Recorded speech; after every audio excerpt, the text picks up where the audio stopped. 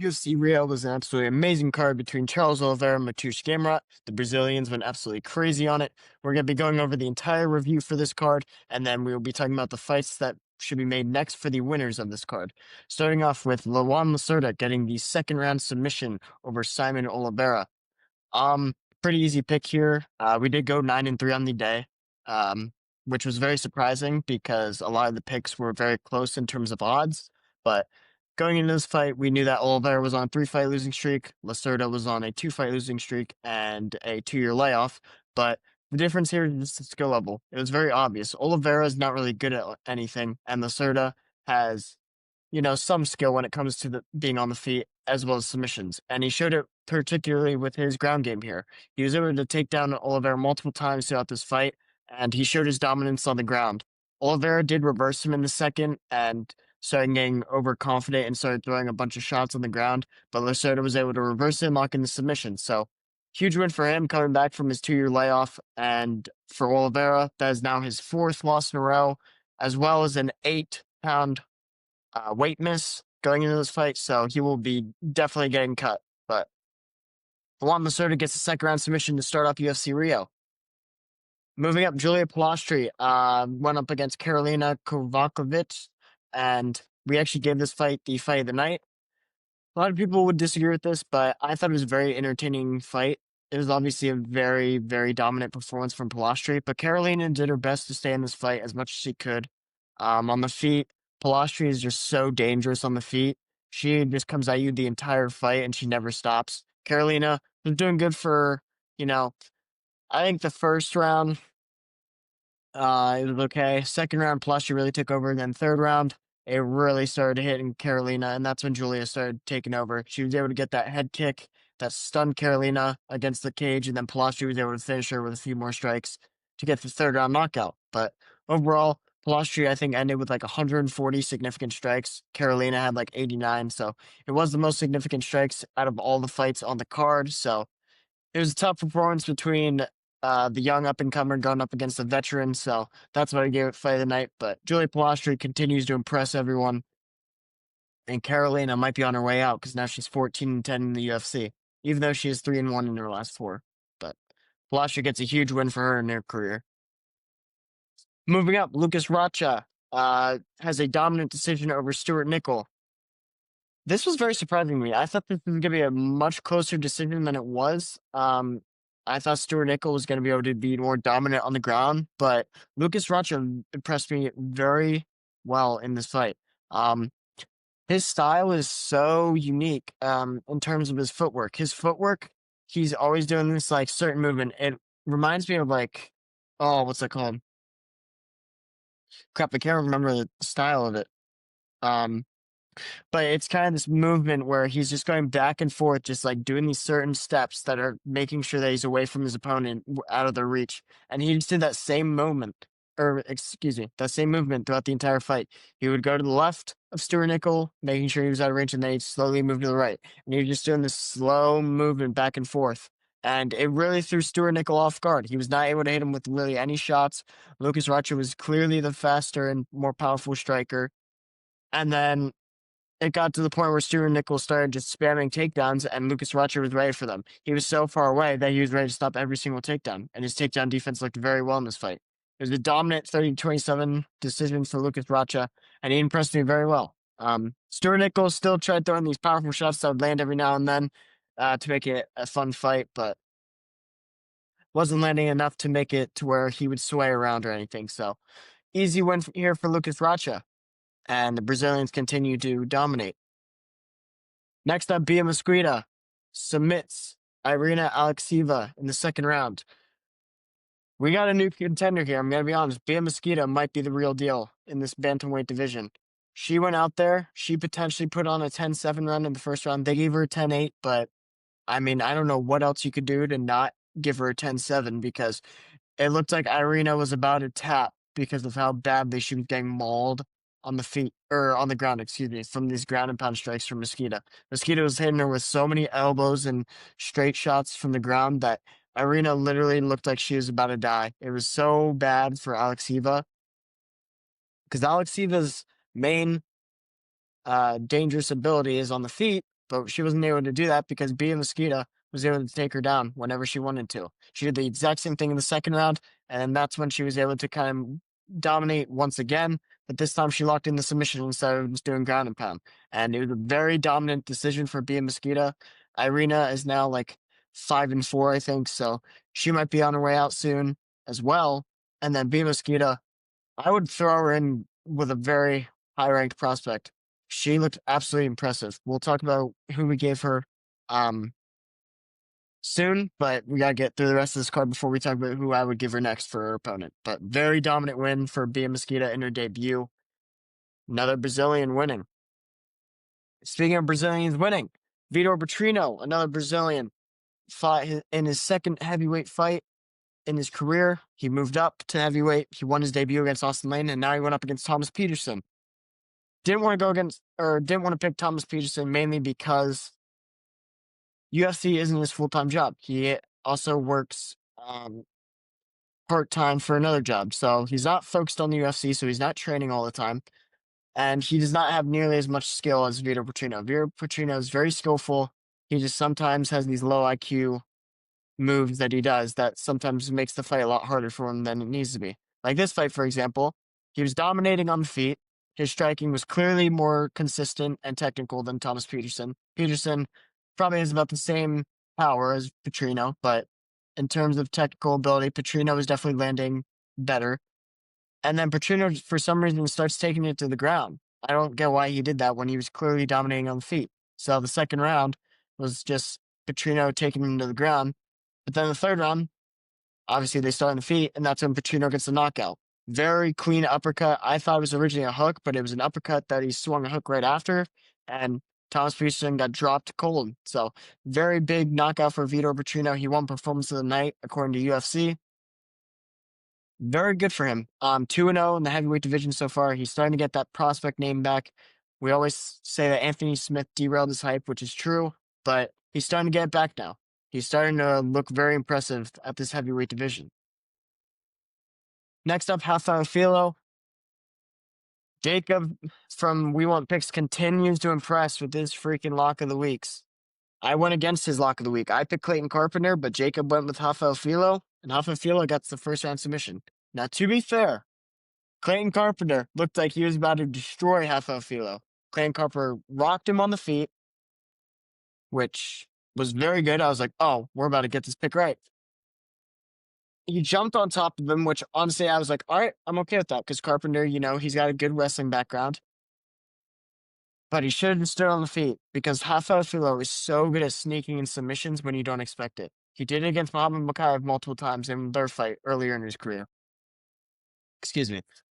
But Carpenter jumped on him because he saw that he rocked Filo. Filo was able to hold him until he recovered, and then he was able to lock in his... he was actually able to take the back of Carpenter, and he held Carpenter for a very long time on the back trying to get the rear naked choke. Carpenter was doing a very good job of staying composed, which I was actually really impressed with. I thought it was over as soon as he got the back, but Carpenter did really a good job of holding off one of the hands and fighting him off so he couldn't get both hands in the position they needed to be. But then Carpenter finally even reverses the body lock, and he gets top position. But then that's when Rafael Filo locks in a crazy freaking submission out of nowhere. It was a crazy Kimura from bottom position that came unexpectedly. It looked like Carpenter was going to be able to get out of it and actually turn it into his fight because he started throwing elbows. Then that's when Rafael Filo snuck it in and got Carpenter to tap. So sneaky win for Rafael Filo. Very underrated fighter, I think. He needs to work on his stand-up, though, because his submissions are dangerous, but he's very vulnerable on the feet. And when he fights a smarter IQ guy who, if he knows that he has the advantage on the feet, they're not going to jump on top of him and let him get the chance for a submission. So, unfortunately, we did get this pick wrong, but another great pick from Jacob, and Rafael Filo gets the first-round submission for the Brazilians. So, starting out the card, they were 1, 2, 3, 4, 5, 6... 6-0 to start the card, but then their first Brazilian of the night that lost, Lucas Almeida. Now, horrible officiating, or whatever you want to call it, from the UFC by letting Lucas Almeida fight in the first place. They should never let him fight. He obviously broke his hand going into the weigh-in. We all saw it. His hand was so puffy, and you could tell that he didn't even want to lift it up. So, We knew his hand was broken. I didn't want to change my pick because I felt like that was unfair, but I might make an exception from now on where if something happens before the weigh-ins that I notice, I'm allowed to change it if I just comment on the Instagram post because this was very unfortunate. Obviously, I would have changed my pick to Michael Aswell, and I wish I could. I wanted to so badly, but I was like, you know what? I'll be fair. But I want to think of it in terms of betting. It's like if you can take your cash out, you know, after the weigh-ins, right before, as long as you can take it out right before the fight, it should count. So I think that's what I'm gonna start doing because that's how I looked at the Neil Magny fight with Jake Matthews. I was like, if they overturned the fight with Jake Matthews, it would still count as you winning the bet since I picked Neil Magny, even if they overturn the decision. It's whatever the call is at the very end of the fight in the ring. So getting sidetracked there. That was my thought process doing that. I wasn't going to switch my record for that fight night. Looks like it's not going to get overturned though. But anyway, Michael Aswell, really, I don't know why they were like so stunned by his first round knockout. Like Michael Bisping and all the commentators were like, "Wow, what an incredible aggression and striking showcase from Michael Aswell." He's fighting a dude with one arm. I could go in there and beat up Lucas Almeida if he had one arm. Like my freaking autistic brother. I don't have an autistic brother. Well, he might be, but he could beat up Lucas Almeida if he had one arm. So I don't get why they were hyping it up so much. Like we all clearly saw his arm was broken going into the fight. His right arm, he held it down. Or, excuse me, he held it right here the entire time. Didn't throw a single punch with it. He was only throwing jabs and hooks and these leg kicks. So it was gonna be a clear win for Michael Aswell. He got the first round knockout. Really nothing to say though. It wasn't impressive at all. So Michael Aswell gets the first round knockout, but they should have never let Lucas Almeida fight in the first place. Moving up to the main card, another Brazilian that lost was Ricardo Ramos. A lot of people were high on him. I was too, actually. I picked Ricardo Ramos, so we got 2 fights wrong in a row. I don't know. I did not really think that Ramos was just gonna get taken down and submitted like that. Ofli literally just got him down and submitted him. It was nothing special. Ramos looked awful in this fight. I thought Ramos was gonna be able to keep it standing and, use his lengthy kickboxing to get a highlight knockout. But Colin Ofli went in there in enemy territory and was able to lock in the submission. I believe it was just a rear naked choke, but God absolutely hated him, but he dedicated his win to his family. So props to Colin Ofli for getting the win, but still nothing big here. I mean, Ricardo Ramos has not looked good in any of his fights. He probably shouldn't have won any of them. And Colin Offley, he's not really that good of a UFC fighter either. So not really anything impressive from either fighter. But Ramos will probably get cut, and Colin Offley will stay in the UFC just because he got a win. Moving on, we got this pick right.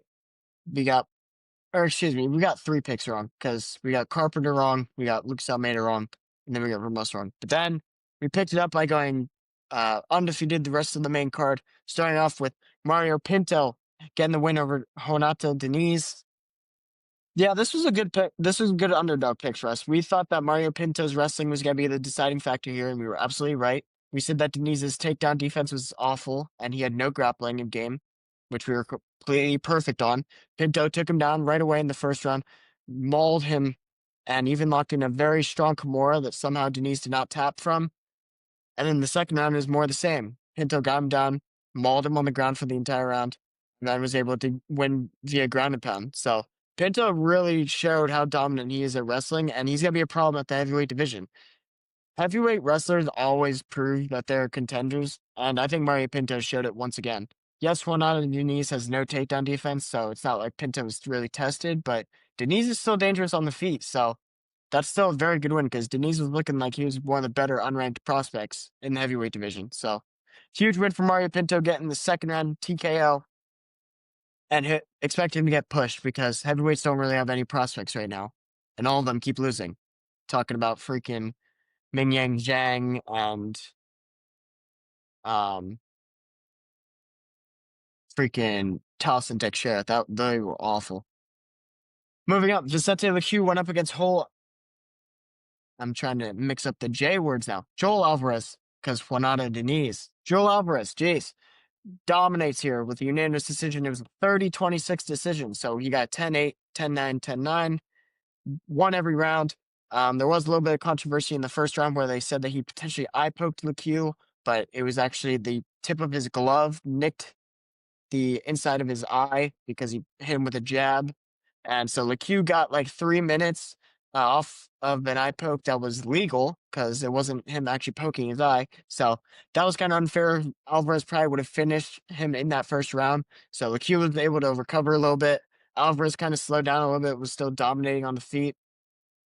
And it was just another Joel Alvarez masterclass. Wasn't able to get the finish, which a lot of people bet on. So that was kind of surprising that Alvarez wasn't able to get the finish when people like Kevin Holland have finished the Q. But LeCue is still a tough opponent. So Joel Alvarez not finishing him, it still doesn't mean anything. He still had a dominant performance, 30-26. And he's continuing to show why he's one of the most underrated prospects right now. He is, I would say, probably the best unranked prospect at this moment in time. Joel Alvarez is really going to be a freaking problem. The only thing I worry about is sometimes he's hittable on the feet, and sometimes he's very easy to tell what he's going to do next. Like his setups are very obvious, so he needs to kind of hide them a little bit better. But he is so technically sound, and I just can't wait to see who they match him up with next because he really deserves to get pushed because he's just shown how technically gifted he is, and he's only continuing to get better ever since I lost to Armin. So can't wait to see who he fights next. But dominant win over Vicente Luque. Moving up to the co-main, Deiveson Figueiredo winning a very tight split decision to Mateusz Jackson. How dare you have Deiveson Figueiredo as a plus 270 underdog? What were you thinking, odd makers? Mateusz Jackson, really? You think Damon Blackshear is worthy enough to be a favorite over Deiveson Figueiredo? Beating Damon Blackshear does not mean anything. They gave Mateusz Jackson a huge favor going in this fight, and I knew instantly I was going with Deiveson Figueiredo after I saw that. Figueiredo had every right to be the favorite in this fight. I don't care about his knee surgery. He clearly showed that the knee surgery was perfect and that he looked exactly like normal. He was a little bit hesitant because of Mateusz Jackson's striking, but the issue was the reason this was such a boring fight was because Jackson was worried about Figueiredo's takedowns. Because Jackson wasn't able to stop the takedowns, and Figueiredo was having a hard time getting inside because of Jackson's length. So, in terms of who I give more credit to, I give Figueiredo more credit because, like I said, Jackson has such a huge advantage reach and height-wise. So, it's going to be hard for Figueiredo to get those entryways. And sometimes when he would do it, Jackson would just counter him when he would try to get inside. So, Jackson just looked awful in this fight. He was not taking any risk when he should have been. He had the huge reach advantage and wasn't using it at all. So Figueiredo, once he got him on the ground a few times, he was showing that he could, move around there for a little bit. Jackson would be able to get up every now and then, but Figueiredo would show that he had the dominance on the ground. Yeah, very tight decision. On the feet, it was pretty close. But yeah, the takedowns were definitely the answer or the difference maker in this fight. So 29-28 decision for Figueiredo. And the person that had Mateusz Jackson win somehow gave the first round to Jackson, which I don't understand how, because first round was easily Figueiredo. Second round was the hardest round to score. And then third round was another toss-up. But I don't get how someone had the first round being for Mateusz Jackson. So that was kind of crazy to me. But Deiveson Figueiredo gets the win. Huge win for him after having 2 losses in a row to Corey Sandhagen and Peter Yan. But he's back, just got a win, and expecting him to fight a top contender after beating a rising prospect in Mateusz Jackson. Moving on to the main event, Charles Oliveira is back. After his knockout loss to Ilia Topuria, he just got a very impressive win over Mateusz Gamrot. And like we said, it's exactly what we predicted. Gamrot has no finishing ability. Oliveira was dominating everywhere on this fight. Whether it was standing, whether it was on the ground, Oliveira dominated. On the feet, Gamrot had a little bit more success compared to on the ground. I was actually very surprised with how dominant Oliveira was on the ground. Oliveira was actually shooting the takedowns on Gamrot, and he was threatening submissions all over Gamrot, and Gamrot just couldn't do anything. On the feet, Gamrot would hit him with a few shots, but Oliveira was definitely landing more. So Charles Oliveira easily deserved performance of the night. It was such an underrated performance, and I was not expecting him to dominate it like he did. I thought it was going to be a lot harder for him, but he just went out there and got the finish in front of Brazil like he wanted to do. So huge win to cap off the night. We went 9-3, like we said. Very entertaining card. We saw a lot of finishes. Some fights were a little boring, but overall the card was very good, filled with a ton of finishes. I think they said there was 9 finishes on the card, so that was huge for Rio. The crowd was kind of iffy. They would sometimes. I hate when crowds complain like after they go in the clinch for like 1 second. It's like you don't even know how long they're gonna be in the clinch for. If they're in the clinch for like 3 minutes doing nothing, then you can start booing. But don't boo as soon as they grab each other and go into the clinch. So that was kind of annoying me, but overall, they were always pumped for whenever the Brazilian fighters would come out and whenever they started gaining momentum in their fights. So it was still a good crowd overall. It was just annoying when they'd go in the clinch.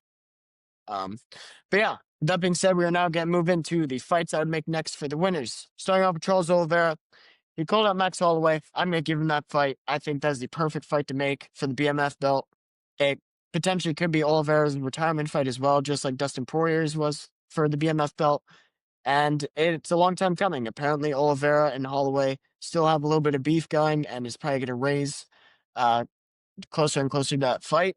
But Max Holloway and Charles Oliveira both verbally agreed to it already, so it needs to just be official now. So this fight will be getting made. You can have my word on this. So huge upcoming fight for Oliveira, potentially getting the BMF belt on his resume to end his career. Moving on, Davison Figueiredo.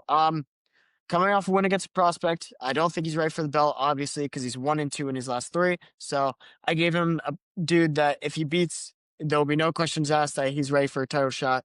And I wanted to give him the winner of Umar Nurmagomedov and Mario Bautista. So obviously I'm picking Umar in that fight all day. So give me Davison Figueiredo versus Umar Nurmagomedov. Umar, I think he's coming off of that loss to Merab. It was a very close fight, but Merab, after he beats Mario Bautista, they will both be on fight win streaks going into this fight. So Figueiredo and Nurmagomedov, whoever wins that fight will be on a 2-fight win streak, and they will be a top 5 prospect or top 5 contender at this point because they're older. So I think that's a perfect matchup to make. I think the ground game is going to be very competitive. I think on the feet, it's also going to be very competitive. Both of them have hands. I'd probably pick Umar just because he probably has the better endurance at this point in their careers, and the stand-up is pretty competitive or pretty even. So I'd probably pick Umar in that fight, but I could see value picking Figueiredo because he's probably gonna be he's probably gonna be a decent underdog in that pick. So if that fight gets made, I'd probably go with Umar or Magomedov. Moving on, Joel Alvarez. Joel Alvarez, like we said, he moved up to welterweight and he won his welterweight debut by dominant decision over Vicente Luque. I wanted to give him a dude that will get him into the rankings. It's not a huge step up either. Luque was barely unranked, so I gave him Kevin Holland. Kevin Holland is currently ranked the 15th best fighter. Even if Kevin Holland, I just picked Kevin Holland in general. I don't care if Kevin Holland beats Mike Mallet or loses to him. I want to give Joel Alvarez him anyway because Kevin Holland's a tough fighter. He's got an interesting style, and his personality also plays a factor in his fights. But that's a perfect fight to give Joel Alvarez before starting to give him those contenders in the ranked welterweight division. So I'd give him Kevin Holland in his next fight.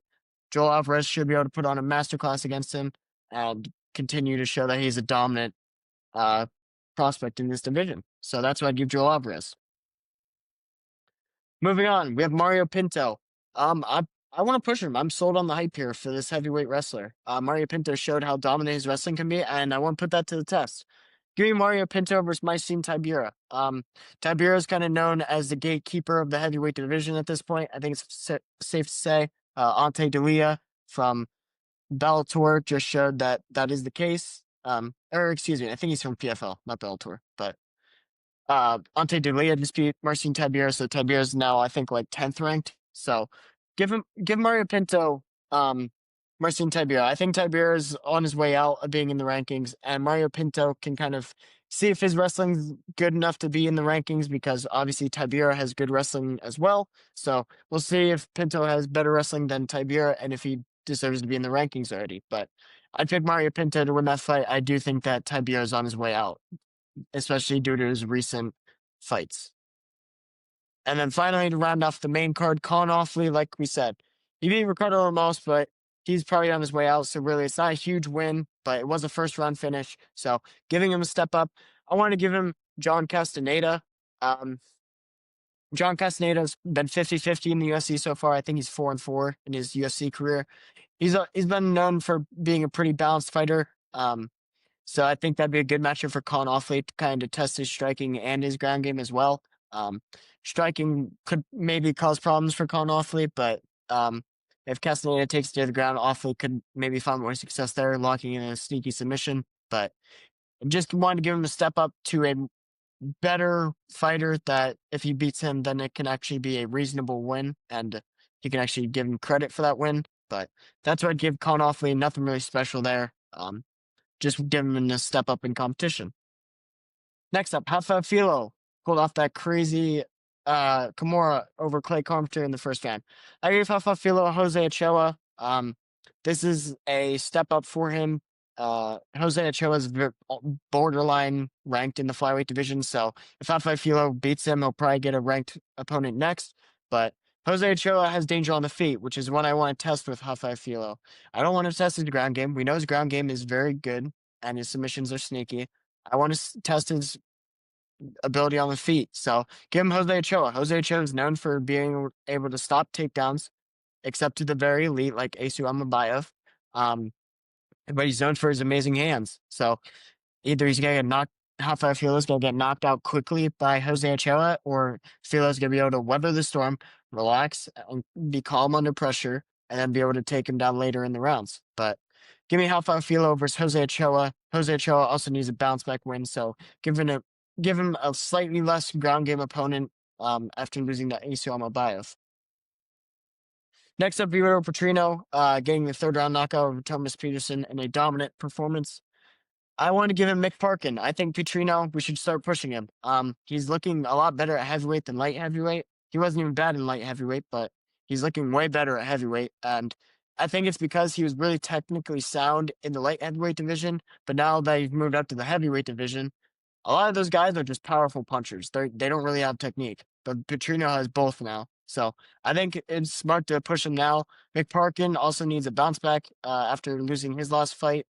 I forget who he lost to. I feel like it was like Shamil Gaziev, if I'm not mistaken, or it was like Tibura or something. It was one of those fighters. I forget who it was exactly. I think it was Shamil Gaziev. But yeah, McParkin needs a comeback, bounce back win. So Petrino's a step down for him as an unranked fighter, but that's also a step up for Petrino to see if Petrino deserves to be in the rankings yet, because McParkin's only like 13th ranked in the heavyweight division. So that's what I'd give Vitor Petrino.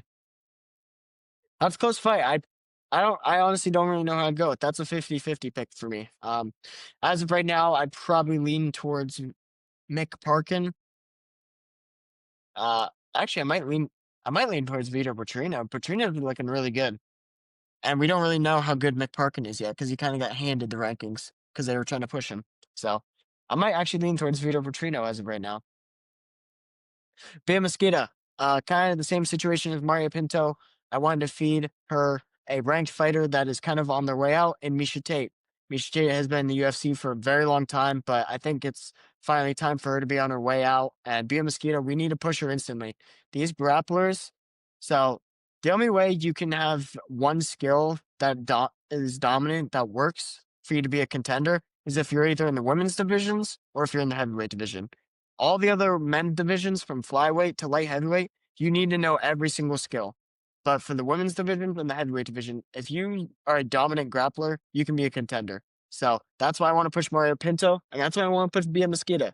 Mesquita also has a few knockouts on her resume, so it's not like her striking sucks either. So I think she's ready for a push.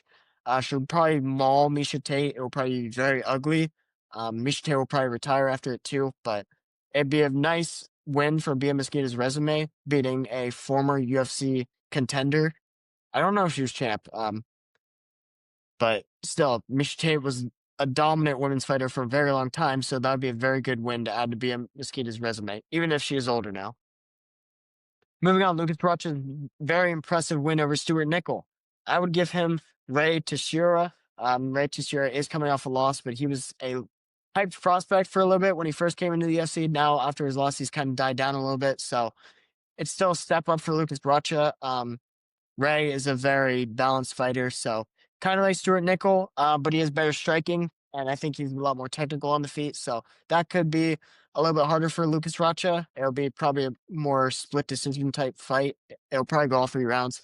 Um, but yeah, I think that's a good step up for Lucas Rocha. And if he wins that fight, we probably look at him almost fighting for the rankings. He'd probably need one more win and then he'd fight for a flyweight ranking shot. But Lucas Rocha really did impress me. And if he continues to keep this up, he could be a sneaky contender in the flyweight division to get in the rankings because he's a really tiny dude, but he has some hands. That was a really good performance from him.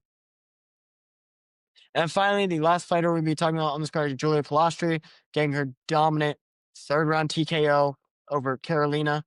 Um, I'm going to give Julia Pilastri just a very fun fight. I don't think she's ready for the rankings just yet because I don't value Carolina being that good of a win. Even though Julia Pilastri is an always exciting fighter to watch, I think I want to give her one more unranked fighter before she fights for the rankings um, in the strawweight division.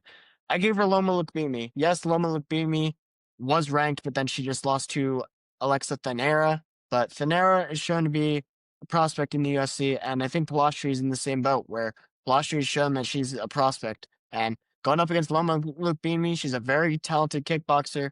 Um, she's not going to look for takedowns or anything really. So Loma is just going to try and sit on the outside and throw these kicks. She's very conservative though, so Pilastri will probably do the exact same thing and just rush forward and throw these barrage of strikes that Loma won't be ready for. So expect Pilastri to dominate that fight as well. But I think it'd be an entertaining fight because Loma does have some crazy kicks that she could sneak in against Pilastri. But that's what I'd give Julia Pilastri. And with that being said, that's gonna round off this UFC Rio recap. Very fun card. Very excited for UFC Vancouver, which is coming up this weekend between RDR and Brendan Allen. It's going to be a very entertaining fight. Brendan Allen's coming off of his win over Marvin Vettori and their rivalry, and then RDR is coming off his win over Robert Whitaker. Unfortunately, it was supposed to be RDR versus uh, Anthony Hernandez, but unfortunately, Hernandez pulled out, so now Brendan Allen steps in. So it's a huge step up for Brendan Allen. If he wins this, he could potentially be fighting for the belt. But if RDR wins, who knows what that means because it's a step down in competition from his last fight. So, with that being said, I want to thank you guys for listening to this episode. Make sure to go check out our Instagram and YouTube channel. It's just Inside the Cage. Thank you guys so much for watching once again. I'll see you guys next time.